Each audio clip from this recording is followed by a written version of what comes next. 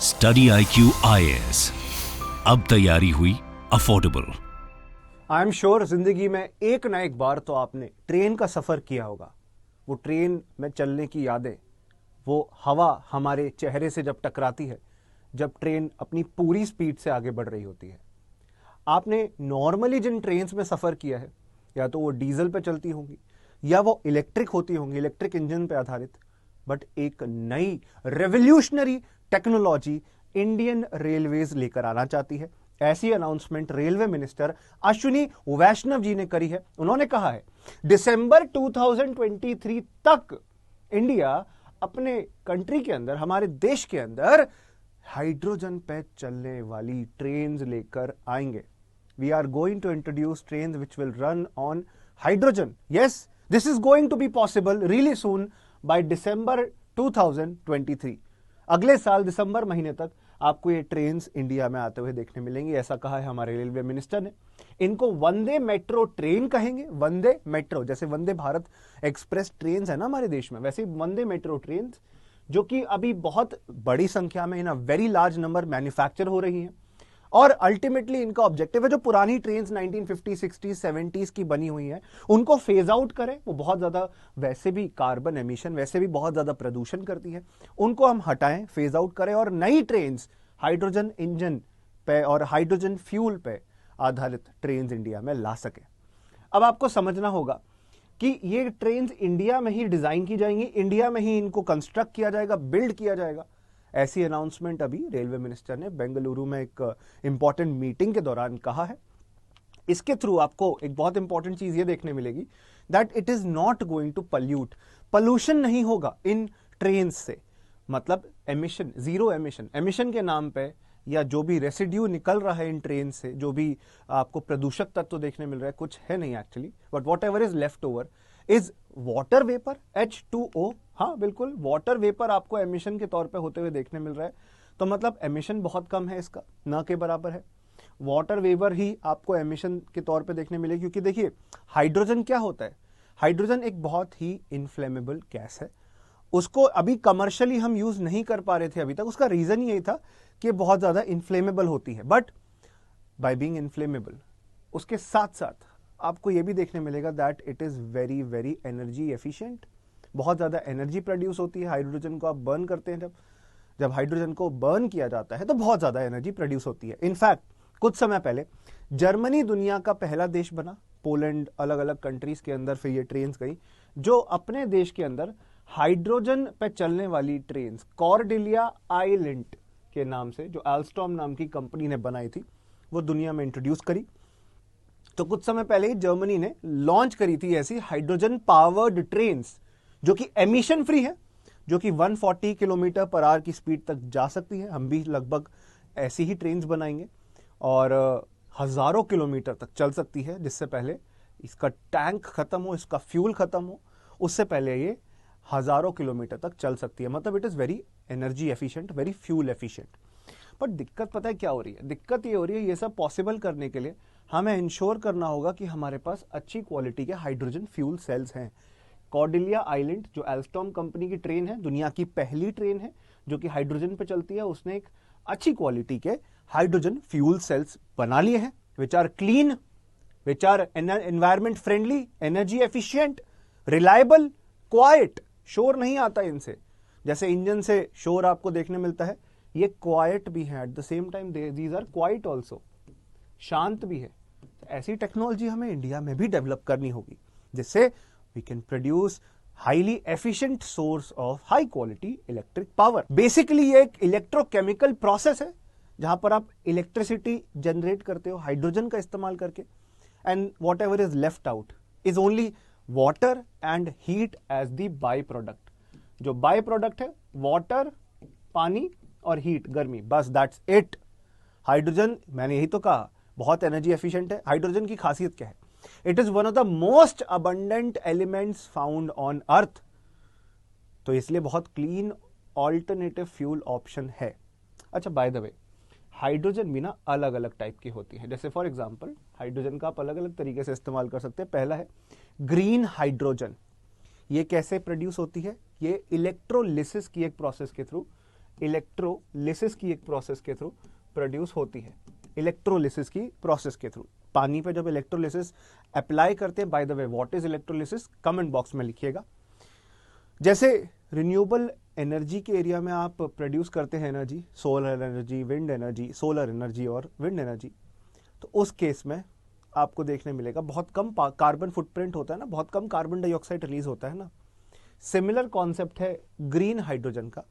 Water के elements को split करके, वाटर को स्प्लिट करके हाइड्रोजन में और ऑक्सीजन में, और वाटर क्या है, H2O ही तो है, तो हाइड्रोजन को अलग करो, ऑक्सीजन को अलग करो और एनर्जी प्रोड्यूस कर सकते हो। बाय प्रोडक्ट क्या होगा, वाटर वेपर होगा, राइट, व्हाट एल्स।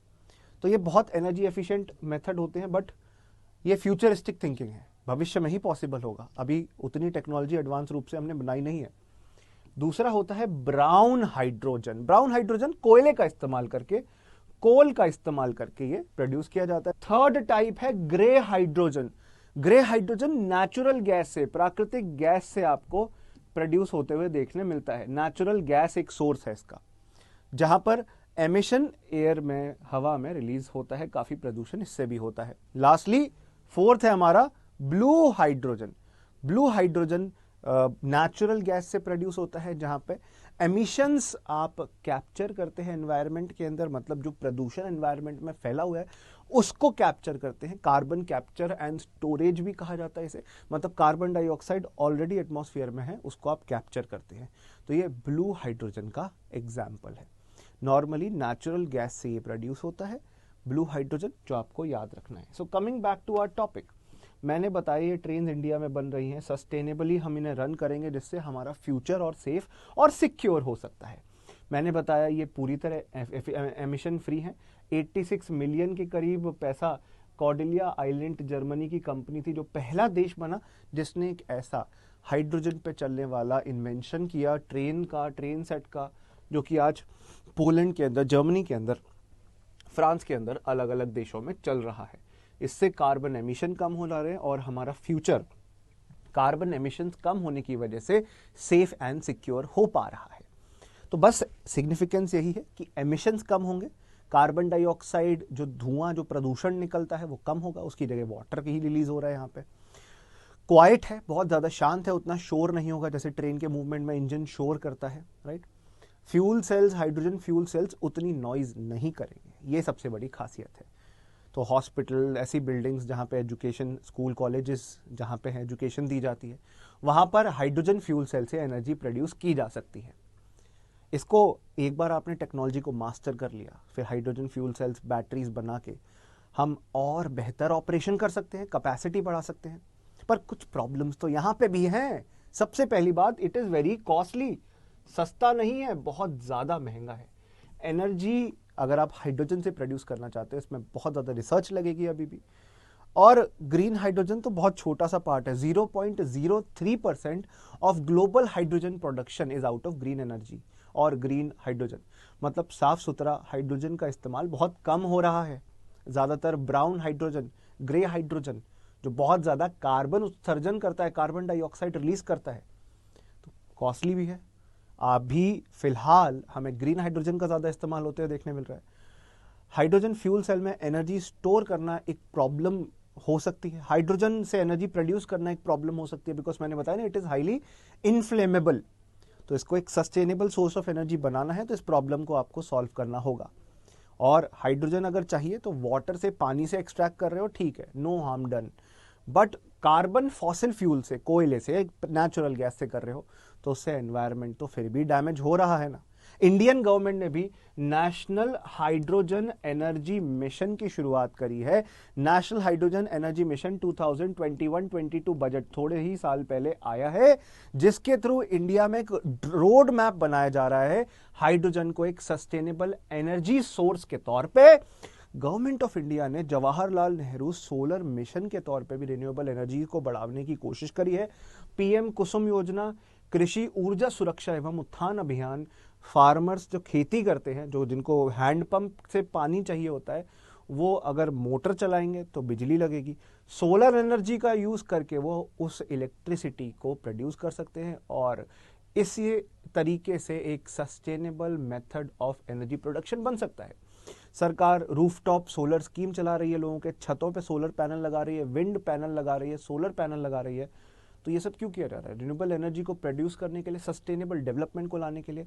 उसी दिशा में एक और कदम है कि रेलवे का भी अब आप ज़्यादा से ज़्यादा इलेक्ट्रिफिकेशन करो, सोलराइजेशन करो, and what is being discussed here, hydrogen पे चलने वाली ट्रेन्स जल्दी से जल्दी इंट्रोड्यूस करो। तो ये बहुत जल्दी पॉसिबल होने जा रहा है। मैंने बता ही दिया आपको, वर्ल्ड लेवल पर तो चल ही रहा है, इंडिया के अंदर भी पॉसिबल होने वाला है। हाइड्रोजन फ्यूल सेल से हम देखेंगे बहुत जल्दी हमारे ऑटोमोबाइल, हमारी व्हीकल्स भी चलेंगी। अभी इलेक्ट्रिक व्हीकल्स का ज़माना शुरू हुआ है, बहुत जल्दी हमें देखने मिलेगा फ्यूल सेल का इस्तेमाल करते हुए गाड़ी भी हम हाइड्रोजन गैस पे चलाएंगे। Thank you for watching this session. आप मेरे साथ मेरे टेलीग्राम पे कनेक्ट हो सकते हैं। वसु कटारा स्टडी IQ मेरी टेलीग्राम आईडी है, अचीव यूपीएससी नाम का ग्रुप है, और मेरी ईमेल आईडी है vasu.katara@studiiq.com।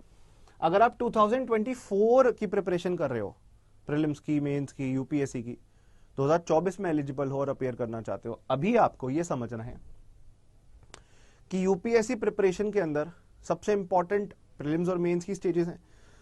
प्रीलिम्स के अंदर प्रीलिम्स टेस्ट सीरीज चाहिए होती है, मेंस के अंदर मेंस आंसर राइटिंग प्रोग्राम चाहिए होता है। Daily mains answer writing programme आपको हमारे इस कोर्स में मिलेगा, जहां पे आप अपने क्वेश्चंस के आंसर लिख के हमें भेजोगे, हम उसे चेक करेंगे और आपको उसका फाइनल आंसर देंगे और फीडबैक देंगे आपको। उसके साथ साथ 1000 घंटों से ज्यादा लाइव क्लासेस, उनके recorded lectures, hand written notes भी तुम्हें नहीं बनाने, और कई सारा मटेरियल रिवीजन के लिए हिंदी और इंग्लिश दोनों लैंग्वेज में। एक्सपर्ट मेंटरशिप सेशंस, जो लोग खुद सिविल सर्विस एग्जाम दिए हैं वो आपको मेंटरशिप प्रोवाइड करेंगे, आपको गाइड करेंगे कि कैसे आपको प्रिपरेशन करनी है। सब कुछ 18,999 में, पर सर यहां तो 24,000 लिखा है। चलिए, I will tell you how to get maximum discount. एक सीक्रेट बताता हूं आपको, Vasu live coupon code use करना है। वसु मेरा नाम है, और लाइव क्योंकि एक लाइव बैच है, then you can achieve maximum discount on our courses. कल मेरे पास एक मैसेज आया बच्चे का कि सर बाकी इंस्टीट्यूट 1-1.5 लाख रुपए के कोर्स बेच रहे हैं, आप लोग 20,000 का बेच रहे हो, क्या आप सेम क्वालिटी गारंटी कर पाओगे? यस, हमारे फैकल्टीज देख लीजिए, कितने सारे एक्सपर्ट फैकल्टीज हैं जो उन्हीं इंस्टीट्यूट से आए हैं जहां पे 1-1.5 लाख रुपए चार्ज किया जाता है, and we are providing you the best quality content. आप इस लेक्चर सेशन के माध्यम से और अलग अलग सेशन के माध्यम से वैसे ये बात समझते होंगे। So take maximum advantage of this. आप हमारे किसी भी कोर्स में, जीएस का फाउंडेशन बैच हो गया, ऑप्शनल के बैचेस हो गए, एनसीईआरटी बैच हो गया, किसी भी कोर्स में एनरोल करते हो मैक्सिमम डिस्काउंट ले सकते हो। कॉम्बो बैचेस भी हैं, उसमें तो और एक्स्ट्रा डिस्काउंट मिलता है। तो कोई भी इसकी इन्फॉर्मेशन आपको चाहिए, आपको कोर्स के बारे में जानना है, मैं नहीं कह रहा अपना पैसा आउटराइटली लगा लो, I am not here for your money, I am not a greedy person or anything, I am just explaining what we are offering and how you can get it. That's it, that is all. मुझसे connect हो सकते हो Vasu Katara study IQ Telegram group पर, मुझसे connect हो सकते हो vasu.katara@studiiq.com पे। तो आप लोग बस इतनी बात समझ लीजिए कि आप मुझसे कनेक्ट हो सकते हैं, एंड डेफिनेटली कनेक्ट होइए। यूपीएससी प्रिपरेशन जुड़ी हुई सारी जानकारी I will tell you, I will explain how to prepare in a better way. चलो जी, और कोई भी कोर्स कभी भी लेना है मैक्सिमम डिस्काउंट के लिए सिर्फ वसु लाइव कूपन कोड यूज करना है। वसु लाइव, वसु मेरा नाम है, VASU लाइव, क्योंकि लाइव बैच है। आप हमारे कोर्सेज में एनरोल कर सकते हैं, जैसे कि आपको कॉम्बो पैकेजेस देखने मिलेंगे जिसमें प्रीलिम्स, मेंस और ऑप्शनल के सब्जेक्ट्स की तैयारी की जाएगी।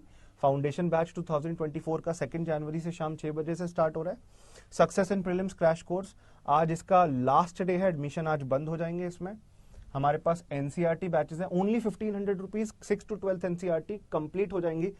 12 बजे दोपहर को ये क्लासेस चला करेंगे। तो बहुत सारे लेक्चर्स हैं, आपको बस हमारे साथ कनेक्ट होना है। Please do get connected with me on Telegram. Study IQ IAS, अब तैयारी हुई अफोर्डेबल।